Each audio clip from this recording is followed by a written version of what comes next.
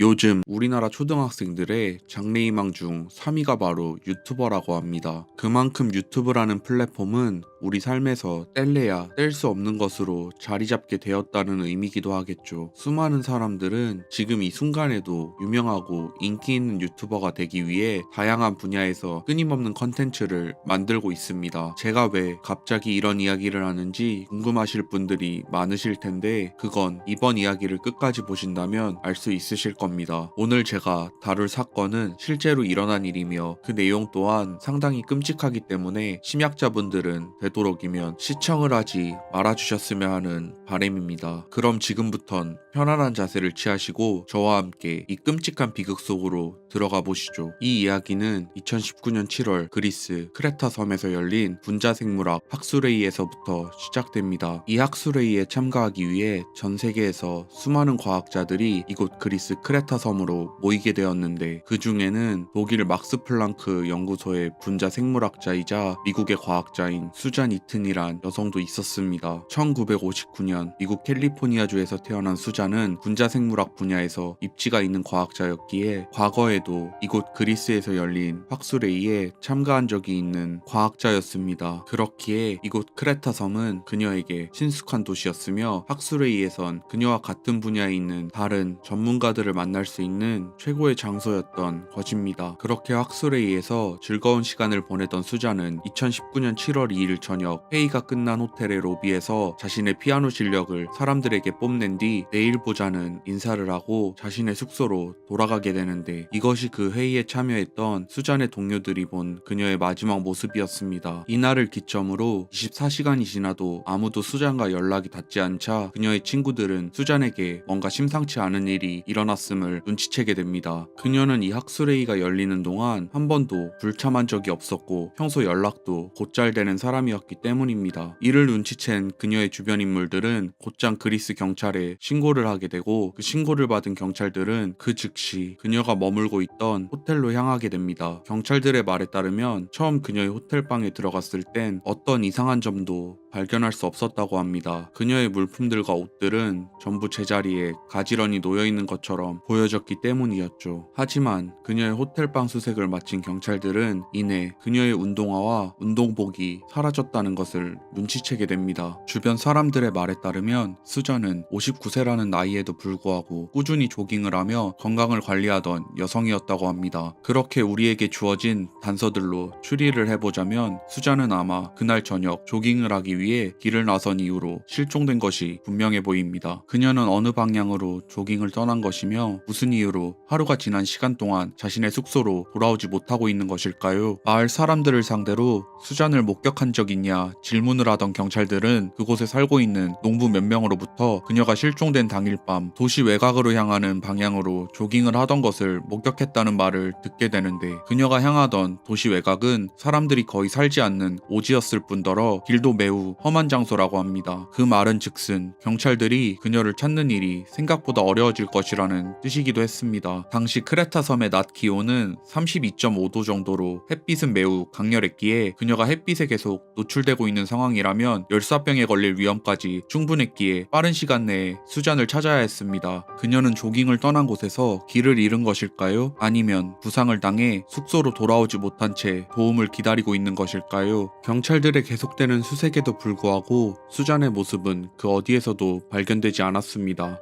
이 소식을 들은 그녀의 아들들은 그 즉시 그리스로 가는 비행기에 몸을 싣게 되었다고 합니다. 그리스에 도착한 그녀의 아들들 역시 자신들만의 방식으로 실종된 수잔을 찾기 시작했습니다. 수잔은 분명 이 섬 어딘가에서 그들의 도움을 기다리고 있을 것이란 믿음이 있었기 때문이었죠. 추후 밝혀진 슬픈 사실 한 가지는 수잔은 실종된 첫날 밤에 이미 사망한 상태였다는 것입니다. 2019년 7월 9일 계속해서 수색을 펼치던 경찰들은 도시 외곽에서 처음 보는 동굴 하나를 발견하게 되는데 경찰들은 이 동굴 입구에서부터 불길하고 수상한 흔적들을 찾아내게 됩니다. 동굴의 입구에는 누군가 먼저 그곳을 다녀간 듯한 차량의 바퀴 자국이 찍혀 있었으며 그곳에 들어가는 입구를 누군가가 의도적으로 감추려는 듯 나무 판자들을 쌓아 눈치채기 힘들게 해놓았다는 점이었죠. 그렇게 입구에 쌓인 판자들을 걷어낸 경찰들은 동굴 속에서 싸늘하게 식어있는 수잔의 시신을 발견하게 됩니다. 수잔의 얼굴에는 누군가에게 심한 구타를 당한 흔적이 남아있었으며 그녀의 갈비뼈도 골절되어 있었고 몸에는 수많은 자상과 멍이 있는 상태였습니다. 네, 누군가 그녀에게 끔찍한 폭행을 가한 뒤 살해한 것이라는 게 분명해지는 순간이었습니다. 그녀가 누군가에게 살해당한 것이라는 사실이 밝혀지자마자 여러 미디어에서는 이 사실을 사람들에게 알리기 시작했는데 이 비극을 듣게 된 많은 사람들은 도대체 누가 왜 그녀에게 이런 끔찍한 짓을 저질렀는지 의문을 가지게 됩니다. 경찰들은 이내 그녀의 살인범을 찾기 위해 발빠르게 수사에 착수하게 되는데 제일 먼저 경찰들이 발견한 단서는 동굴 입구에 찍혀있는 타이어 자국이었습니다. 여기서 경찰들은 의문점 한 가지를 갖게 되는데 이는 바로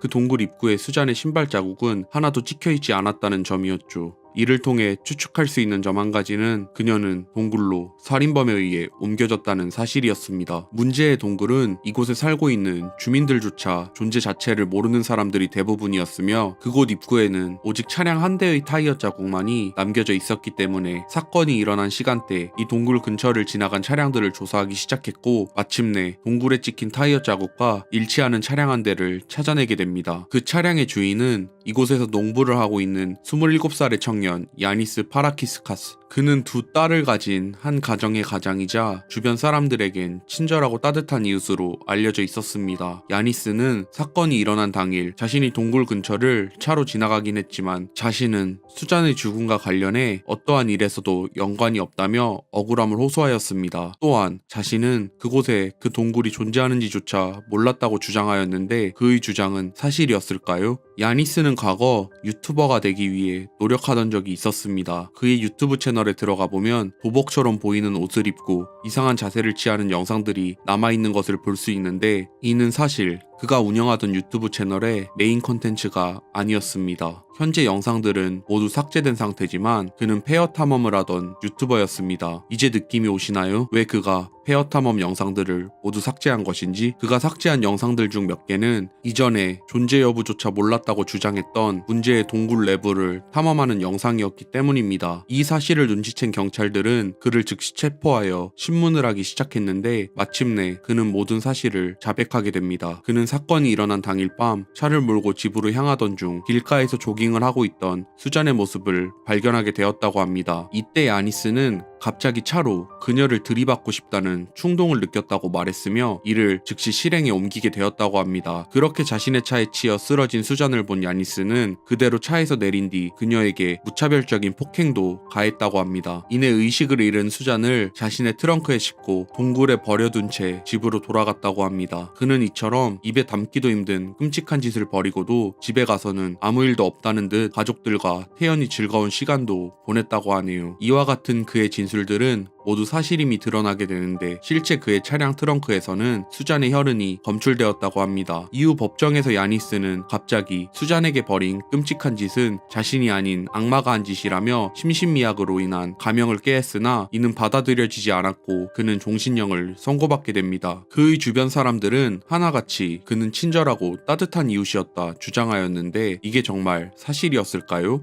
제가 인터넷에 그를 검색해본 결과 그는 아주 위험한 인물처럼 보여졌습니다. 그는 과거 경찰에게 2번이나 체포를 당한 기록이 있었는데 첫 번째는 방화, 즉 불을 질러서였고 두 번째는 동물을 학대한 죄로 인한 것이었습니다. 인터넷을 검색해본 결과 살인마들의 공통점에는 하나같이 동물학대라는 키워드가 들어가 있다는 사실을 알 수 있었습니다. 또한 몇몇 유저들은 야니스는 과거에도 분명 살인을 저지른 적이 있을 것이란 주장을 펼쳤는데 과거 그의 유튜브 채널에 존재하던 동굴 탐험 영상을 그 증거로 삼았습니다. 많은 사람들이 이 장면에서 보이는 저것들은 사람의 뼈라고 주장했습니다. 제가 보기에도 왠지 동물의 뼈라기엔 너무 길고 가는 것처럼 보여졌습니다. 또한 영상에서 그는 자신의 친구와 함께 이 동굴을 탐험하고 있는 것을 볼 수 있는데 여기서 그의 친구가 내뱉는 말 한마디는 꽤나 의미심장합니다.